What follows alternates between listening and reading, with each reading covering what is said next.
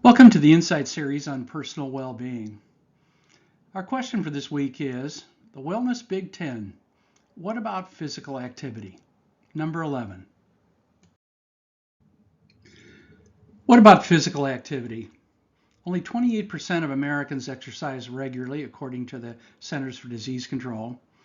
CDC and the World Health Organization recommend at least 150 minutes of moderate intensity or 75 minutes of vigorous intensity physical activity per week for all adults. CDC says this about physical activity. It helps to prevent unhealthy weight gain. 2/3 of Americans are overweight or obese. It reduces the risk of many chronic diseases such as heart disease, cancer, and type 2 diabetes, in addition to a whole range of other chronic conditions. It helps reduce feelings of anxiety and improves sleep quality. And those are two important dimensions of health and well-being.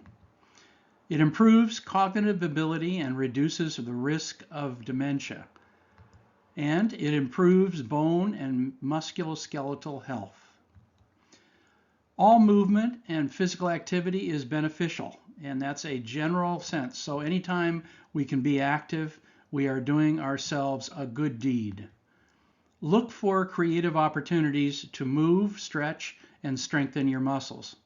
So our cardiopulmonary health, our flexibility and range of motion, and our strength of muscle action are the key parts of the physical activity trilogy, if you will.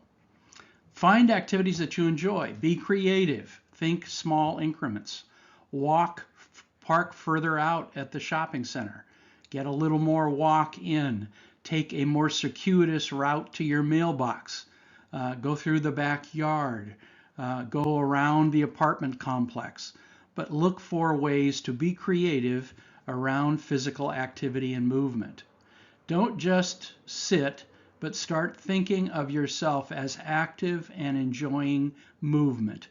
If you catch yourself saying to yourself, I'm lazy, or I'm inactive, or I don't like to exercise, try speaking to yourself rather than listening to yourself, and start saying to yourself, I like activity. I feel good after I work out. I feel good after I take a walk. That's the kind of thing that'll help you make this kind of lifestyle and lifelong change. Develop a personal goal around physical activity and track your progress. That has some very good effects on our ability to continue to do something that we want to do. But other things oftentimes impede our efforts and our goals. If you need support, get a buddy or a friend to help you. Recognize that some of us need more social support to be able to complete and follow through on a specific behavior. Periodically, get a fitness assessment to see how your cardiopulmonary health is, your range of motion and mobility is, and also how strong your muscles and musculature are.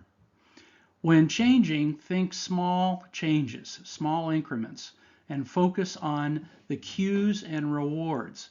And that's very helpful when it comes to habit formation. When we talk about wellness, we really are talking about people forming long-term habits that can in fact benefit them and help them to live well and live wise and live long. Always choose activity over inactivity. So when you have an opportunity and you have an idea that pops into your mind about doing something, go ahead and do it. That's what happens when we begin to change and become much more active. In summary, focus on being active and moving and stretching regularly. Always consider small changes and keep moving for the rest of your life. Now, for more information on this topic, put these terms in your web browser search engine: starting regular physical activity, tips for getting active, options for physical activity. Next week, we'll address the question, Wellness Big Ten, what about tobacco use? We encourage you to live well, live wise, live long.